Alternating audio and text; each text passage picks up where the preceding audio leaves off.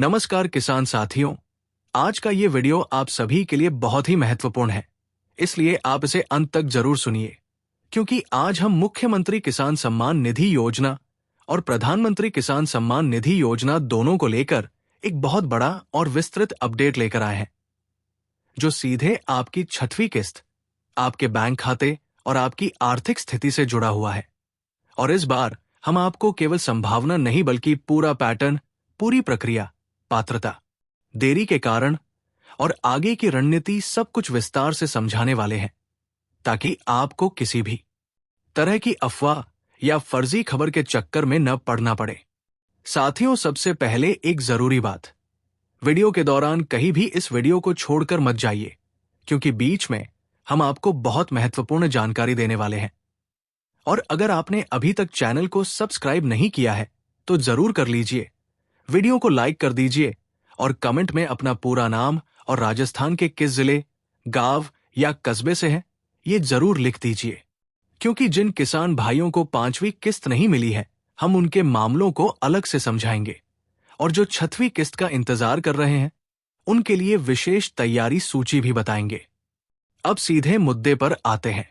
राजस्थान में मुख्यमंत्री किसान सम्मान निधि योजना के तहत 5 किस्तों का लाभ किसानों को मिल चुका है और 5वीं किस्त के रूप में लगभग 65 लाख पात्र किसानों के बैंक खातों में 1000 रुपए की राशि सफलतापूर्वक ट्रांसफर की गई थी, जो सीधे डीबीटी के माध्यम से पहुंचाई गई थी। लेकिन इस बार 5वीं किस्त जारी होने में सामान्य से अधिक समय लगा और इसी कारण किसानों को लंबा इंतजार करना पड़ा, जिससे कई किसानों के मन में चिंता भी पैदा हुई और कई तरह की अफवाहें भी फैलने लगी। अब सभी किसान भाइयों की नजर 6वीं किस्त पर टिकी हुई है और सबसे बड़ा सवाल यही है कि 6वीं किस्त कब आएगी, किन किसानों को मिलेगी, और जिन किसानों को 5वीं किस्त नहीं मिली है क्या उन्हें 5वीं और 6वीं किस्त एक साथ मिलेगी या नहीं। तो आइए इसे क्रम से समझते हैं। सबसे पहले 5वीं किस्त में देरी क्यों हुई। सरकार की ओर से बड़े स्तर पर जांच प्रक्रिया चलाई गई थी, जिसमें अपात्र किसानों की पहचान की गई, दस्तावेजों का मिलान किया गया, केवाईसी की स्थिति देखी गई, बैंक खाता आधार लिंक की जांच की गई और परिवार में डुप्लीकेट लाभ लेने वालों की भी पहचान की गई। और इस जांच के बाद लगभग 9 लाख किसानों के नाम लाभार्थी सूची से हटा दिए गए थे, जिसके कारण केवल 65 लाख पात्र किसानों को ही 5वीं किस्त दी गई। अब जिन 9 लाख किसानों के नाम हटाए गए थे उनमें से कई ऐसे किसान थे जिनकी केवाईसी अधूरी थी, बैंक खाता आधार से लिंक नहीं था, नाम में गलती थी या भूमि रिकॉर्ड अपडेट नहीं था। और सरकार ने स्पष्ट किया था कि जो किसान अपने दस्तावेज सही करवा लेंगे उन्हें आगे की किस्तों में शामिल किया जाएगा। अब सवाल यह है कि अगर किसी किसान को 5वीं किस्त नहीं मिली तो क्या उसे 5वीं और 6वीं किस्त एक साथ मिलेगी। ये पूरी तरह इस बात पर निर्भर करता है कि उसने अपनी त्रुटियां समय पर सुधार ली है या नहीं। अगर केवाईसी पूरी कर ली है, बैंक खाता आधार से लिंक करवा लिया है, एनपीसीआई लिंक सक्रिय करवा लिया है और भूमि रिकॉर्ड सही है, तो संभावना है कि लंबित किस्त का भुगतान अगली किस्त के साथ समायोजित किया जा सकता है। लेकिन इसके लिए आधिकारिक पुष्टि का इंतजार करना जरूरी है। अब बात करते हैं 6वीं किस्त की। फिलहाल सरकार की ओर से 6वीं किस्त को लेकर कोई आधिकारिक तारीख घोषित नहीं की गई है, लेकिन पिछले पैटर्न को देखें तो मुख्यमंत्री किसान सम्मान निधि योजना की किस्त आमतौर पर प्रधानमंत्री किसान सम्मान निधि योजना की किस्त के कुछ समय बाद जारी की जाती है। यानी पहले केंद्र की किस्त आती है, फिर राज्य की किस्त जारी होती है।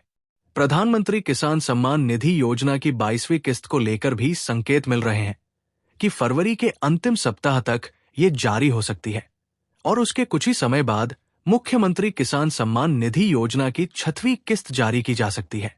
इसका मतलब यह है कि किसानों को बहुत लंबा इंतजार नहीं करना पड़ सकता, लेकिन अंतिम निर्णय सरकार की आधिकारिक घोषणा पर ही निर्भर करेगा।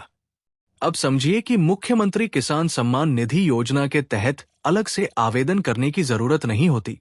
जो किसान प्रधानमंत्री किसान सम्मान निधि योजना के पात्र हैं और रजिस्टर्ड है, उन्हें स्वतः इस योजना का लाभ दिया जाता है। इसलिए अगर आप पीएम किसान योजना में पंजीकृत है और आपके दस्तावेज सही है, तो आपको अलग से कुछ करने की जरूरत नहीं है। लेकिन यहाँ एक महत्वपूर्ण बात है। अगर आपकी KYC लंबित है, बैंक खाता आधार से लिंक नहीं है या नाम में अंतर है, तो आपकी किस्त रुक सकती है। इसलिए अभी से तैयारी करना जरूरी है। सबसे पहले अपने बैंक में जाकर ये सुनिश्चित करें कि आपका खाता DBT के लिए सक्रिय है और NPCI लिंक सही है। दूसरा, आधार में मोबाइल नंबर अपडेट है या नहीं ये जांचें। तीसरा, KYC की स्थिति जांचें। चौथा, भूमि रिकॉर्ड यानी जमाबंदी या खसरा सही है या नहीं ये सुनिश्चित करें। अब थोड़ा मनोवैज्ञानिक पहलू समझिए। जब किसान भाई किस्त का इंतजार करते हैं तो उनके मन में उम्मीद और चिंता दोनों होती है, और कई लोग इस मानसिक स्थिति का फायदा उठाकर फर्जी वीडियो और नकली संदेश फैलाते हैं, जिसमें कहा जाता है कि अभी लिंक पर क्लिक करो, अभी OTP दो, अभी रजिस्ट्रेशन करो। लेकिन सच ये है कि सरकार कभी भी फोन पर OTP नहीं मांगती, और किसी भी लिंक पर क्लिक करके बैंक विवरण देना खतरनाक हो सकता है। अब मैं आपको पूरी प्रक्रिया समझाता हूं कि किस तरह पैसा आपके खाते में आता है। पहले लाभार्थी सूची तैयार होती है, फिर पात्र किसानों की पुष्टि होती है, फिर वित्त विभाग से स्वीकृति मिलती है, फिर DBT के माध्यम से राशि सीधे बैंक खातों में भेजी जाती है। अगर किसी भी स्तर पर दस्तावेज में त्रुटि होती है तो भुगतान रुक सकता है। अब ये भी समझ लीजिए कि सरकार का उद्देश्य किसानों को आर्थिक सहारा देना है, ताकि वे बीज, खाद, सिंचाई और अन्य खेती संबंधी आवश्यकताओं को पूरा कर सकें। इसलिए ये योजना किसानों के लिए बहुत महत्वपूर्ण है। अब अंत की ओर बढ़ते हुए मैं फिर से दोहराना चाहूंगा कि 6वीं किस्त को लेकर सकारात्मक संकेत है। प्रधानमंत्री किसान सम्मान निधि योजना की 22वीं किस्त पहले जारी हो सकती है और उसके बाद मुख्यमंत्री किसान सम्मान निधि योजना की 6वीं किस्त जारी की जा सकती है। और जिन किसानों को 5वीं किस्त नहीं मिली है, अगर उन्होंने अपनी त्रुटियां सुधार ली हैं, तो उन्हें आगे की किस्तों में शामिल किया जा सकता है। आप धैर्य रखें, दस्तावेज सही रखें, अफवाहों से दूर रहें और केवल आधिकारिक सूचना पर भरोसा करें।